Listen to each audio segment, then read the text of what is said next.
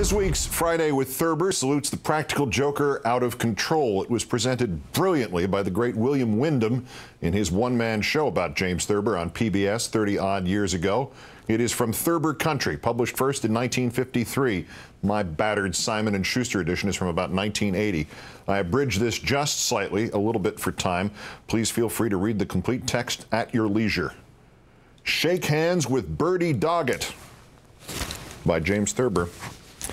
John Birdey Doggett, known as Birdey to the few people who speak to him, must be 53 now, but he wears his years with a smirk and he is bad a practical joker as ever. Other American cut-ups in the grand tradition began to disappear in October 1929, and they are as hard to find now as bison. But Doggett's wag just has no calendar. You must have run into him at some party or another. He's the man whose right hand comes off when you try to shake it. The late George Bancroft once pulled that gag in a movie, but that was so long ago the picture must be a cherished item in the Museum of Modern Art's film library. Even now, when everybody else was running the gamut of bomb fear from A to H, Birdey Doggett was at Grand Central with one roller skate, which he managed to attach to the shoe of a man sleeping on a bench. When the fellow woke and stood up, he described a brief, desperate semicircle, clutched a woman shopper about the knees, dragged her and her bundles to the cold floor, and was attacked by her muzzled Scotty. Doggett, as always, was the first to lend a hand, helping the woman to her feet and then turning to the man. "Where the hell's your other skate?" he demanded sharply. "That's what caused all this trouble." He took his skate off the victim's foot and disappeared into the crowd that had begun to gather. "What's the matter over there?" a small man asked him apprehensively. Doggett shrugged. "They found a woman with a ticking package," he said. The other man turned and left the station, missing the train he had told his wife he would take. Doggett's pranks usually have the effect of involving people on their far edges, one or two of whom have been divorced as a result. A publisher I know thinks Doggett would make a good story. I disagree because I don't think there's anything good about the fellow, but I have done some checking up on him out of force of habit. His father, the late Carol Lamb Doggett, was a Methodist minister, and his mother was a witch, born Etta June Birdey. When her son was only 10, she taught him how to set strangers' umbrellas on fire.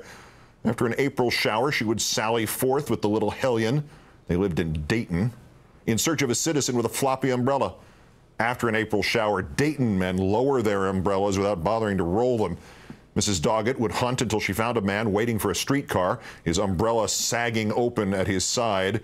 She would then surreptitiously fill the umbrella with paper, several dozen kitchen matches, and perhaps one or two ping-pong balls.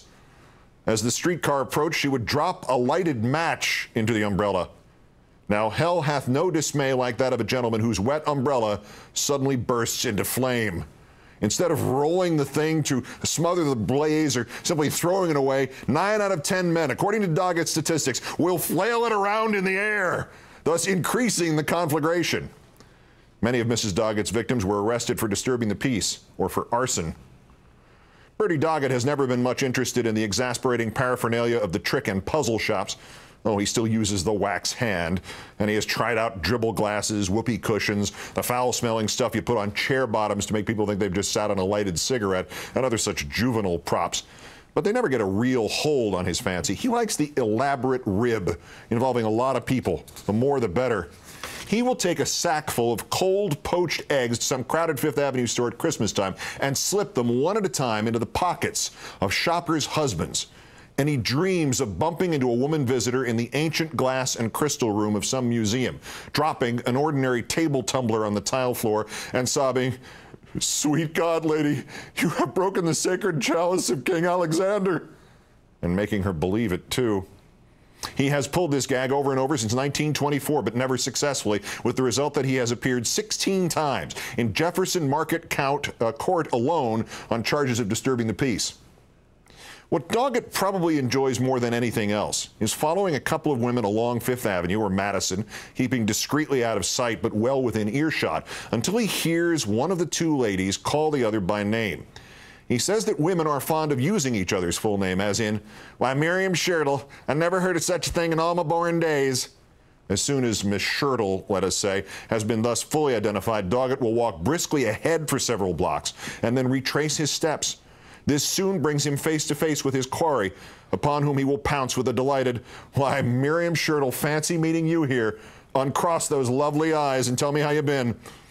A young woman he once accosted like this in Harrisburg, Pennsylvania, asked him to her house for cocktails in the hope that some member of her family would know who he was. But nobody was home. His hostess turned out to be a bore, so Birdey put knockout drops in her second martini, and after she passed out, he stole a marble plaque of Kitchener from her mother's room and went away. The next day, it arrived at the Shirtles, beautifully wrapped and bearing a card with the simple legend, "Merry Christmas from the President of the United States." John Birdey Doggett married a tapioca brain one afternoon 20 years ago, possibly because he'd lost a bet. Nobody knows.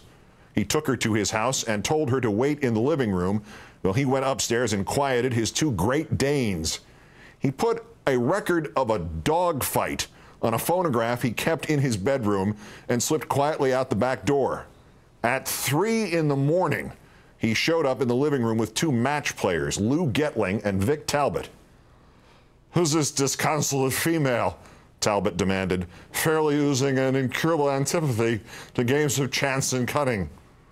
The bride drew herself up stiffly. "I am Mrs. John Birdey Doggett," she said, striving for a hauteur the name will not sustain. "I forgot about her," whined Doggett. "After all, we haven't been married 20 or 30 years. We've only been married 11 hours. Mrs. Doggett, the former Anne Queely, went home to her mother, Mrs. Paul W. Queely, and never saw Birdey again. I join her in the fervent hope that he may someday choke on his candied dice and pass forever out of our consciousness. He's a hard man to forget, though. I never start to get out of a chair, no matter where I am, without glancing at my shoes to see if I'm wearing one roller skate and feeling in my pockets for old, cold eggs." Shake hands with Birdey Doggett. That's Countdown. Portions written by James Thurber for this, the 67th day of the Deepwater Horizon disaster in the Gulf. I'm Keith Olbermann. Good night and good luck. And now with more on Judge Martin Feldman's connections to the oil and energy industry. Check your stock tickers. Ladies and gentlemen, here is Rachel Maddow. Judge Marty Feldman, anybody notice that yet? Evening, Rachel. Of course, I didn't notice it until you just said it, but thank you. Appreciate it, Keith. Have a great weekend. You too.